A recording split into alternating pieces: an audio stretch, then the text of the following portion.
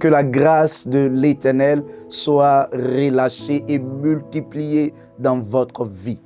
Encore honoré et ravi de te retrouver dans le cadre de cette plateforme de partage de vérité, d'enseignement biblique. Et cette fois-ci, nous allons développer une thématique très profonde parce qu'au milieu, au centre de cette thématique se trouve un vocable très utilisé dans ces temps qui sont les derniers dans le milieu chrétien. Et ce vocable, c'est l'onction. Alors, le thème, c'est comprendre et marcher dans l'onction. Oui, ce que vous ne comprenez pas, que ce soit dans le séculier ou dans le monde spirituel, dans les choses de Dieu, si vous ne comprenez pas quelque chose, il vous sera difficile de percer et d'évoluer, de grandir dans cette chose. Nous allons nous référer à Ésaïe, ce livre prophétique et messianique, en son chapitre 10, le verset 27. Et lorsque vous lisez ce verset, vous allez plus vous focaliser sur la dernière phrase de ce verset qui dit ceci: et la graisse fera éclater le joug. Dans d'autres versions, on vous dira et l'onction fera éclater le joug. Alors, c'est quoi l'onction? Quel est ce mot-là très utilisé dans notre vocabulaire qui est l'onction? Qu'est-ce qu'il faut comprendre? Les tenants, les aboutissants.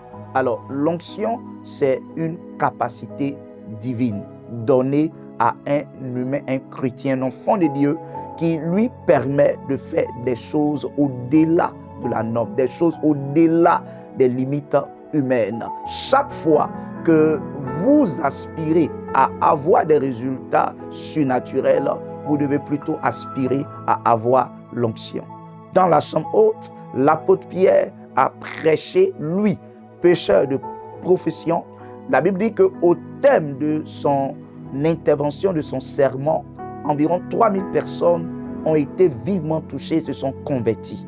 Cela, en réalité, l'œuvre et la présence du feu de Dieu, de la puissance de Dieu, de l'onction. Samson pouvait à lui seul, à main nue, battre toute une armée, défoncer les portes d'une ville et faire des choses au-delà des choses humaines, des choses surréalistes. C'est l'onction. L'onction vous donne de faire des exploits. L'onction vous donne de marquer votre génération. L'onction, c'est les bras de Dieu dans vos bras afin de faire des choses telles que Dieu les aurait faites.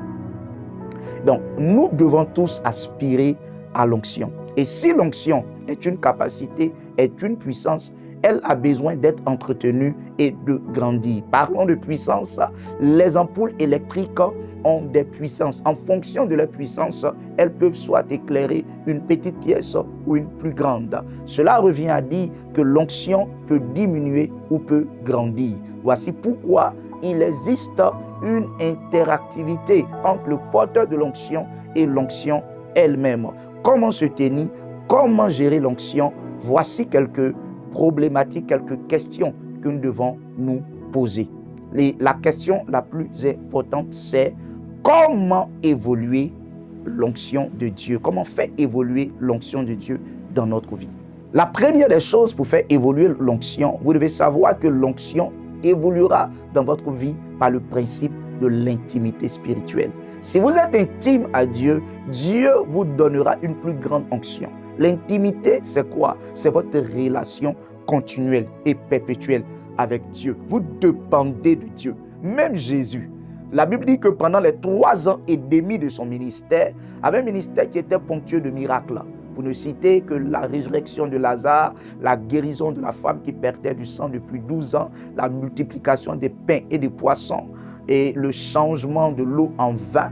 Toutes ces choses ont été possibles dans la vie de Jésus par le fait de l'onction. Mais Jésus avait une discipline. Pour revenir déjà à ce deuxième principe, la discipline, mais la première des choses, c'est de savoir que Jésus était intime à son Père. Il avait des temps de retrait sur la montagne. Il cherchait Dieu. Si vous voulez que l'onction se développe dans votre vie, vous devez être intime à la personne du Saint-Esprit. La deuxième des choses, c'est la discipline. La constance vous permettra de grandir dans l'onction. Daniel priait 3 fois par jour. Jésus se rendait tôt le matin, dévançait l'aurore. Il était sur la montagne. David avait la discipline de se retirer pour méditer dans les champs. Celui qui manque de discipline ne grandira jamais dans l'onction. Et la troisième des choses, c'est la consécration. Consécration, simplement et basiquement, veut dire se mettre à part. Vous ne pouvez pas prétendre à une grande onction si vous vivez très mal. Vous vivez de manière désordonnée. Alors vous devez savoir que le porteur d'onction doit être mis à part. Il ne doit pas se comporter comme tout le monde. Dans une maison, il y a des assiettes d'usage vil qu'on utilise à tout moment. Mais il y a des assiettes qu'on fait ressortir à des moments particuliers, à des moments de réjouissance. Et ces assiettes-là ont une atmosphère particulière, ont une protection, une délicatesse qui les accompagne dans leur gestion. Vous devez mettre votre vie à part lorsque vous aspirez à marcher dans l'onction. Voici pourquoi marcher dans l'onction implique un certain nombre de mesures. Nous avons vu précédemment comment faire évoluer l'onction. Mais une chose est de grandir dans l'onction, une autre chose est de coopérer, d'évoluer avec cette onction. Alors, comment marcher dans l'onction? La première des choses, c'est de vivre dans une vie d'obéissance. Chaque fois que vous avez l'onction de Dieu dans votre vie, vous devez être discipliné et obéissant aux instructions que le Seigneur vous donnera. Saül avait l'onction sur sa vie en ce qui concerne la royauté, mais il a désobéi. La Bible dit en 1 Samuel 15, 22, l'obéissance vaut mieux que le sacrifice. Ayant désobéi, la Bible déclare qu'il va perdre sa position. L'obéissance. La deuxième des choses qui est très importante dans la marche de l'onction, c'est de marcher dans un esprit d'humilité. Celui qui n'est pas humble, lorsqu'il porte l'onction, chutera. La Bible dit, Dieu résiste aux orgueilleux, mais élève les plus humbles. Lorsque vous marchez dans l'onction, vous devez développer un esprit d'humilité. Cela est très important, un esprit d'humilité. L'humilité en toutes choses. Et la troisième des choses que vous devez développer lorsque vous marchez avec Dieu, et cela est très important, très important, c'est de développer une vie de pureté et de sainteté. L'onction aime la sainteté et la pureté. L'onction aime la déconnexion d'avec le péché. Ma prière, c'est que vous grandissez dans l'onction. Alors, je prie pour vous. Père, permets à cette personne qui suit cet enseignement de pouvoir découvrir, explorer un niveau encore plus élevé d'onction et de grâce de Dieu. Que tous les ennemis de la croissance de l'onction dans la vie de la personne soient mis à nu et que cette personne ait la force de se déconnecter de ces ennemis-là. Que la grâce, la faveur de Dieu, l'onction de Dieu ne cesse de croître dans la vie de ce bien-aimé, dans la vie de cette bien-aimée, dans le nom de Jésus-Christ. Amen.